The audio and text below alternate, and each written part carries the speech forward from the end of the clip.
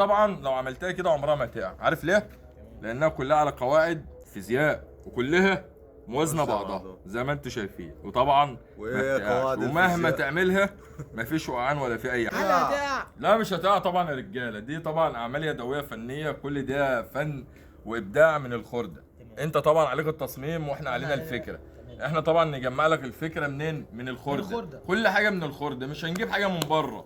بس احنا لما بنيجي نبيعها بنبيعها فكره، فاهمني؟ فطبعا في ناس تفهم الكلام دوت وتعرف يعني ايه اعمال يدويه، تعرف يعني ايه فن تشكيلي، صح؟ دي طبعا لو عملتوا شايفين ده عربيه خلاطه ومتحركه زي ما انتم شايفينها، كل حاجه فيها بالتفصيل. طبعا هنا حفار، كل حاجه فيه بالتفصيل زي ما انتم شايفين. طبعا بتبقى لوجوهات صغيرة كده او تصميم حسب شغلك انت او شركتك او مكانك، بنقدر نعمل لك اللوجو المميز لشركتك وبنحطه لك على اسمك.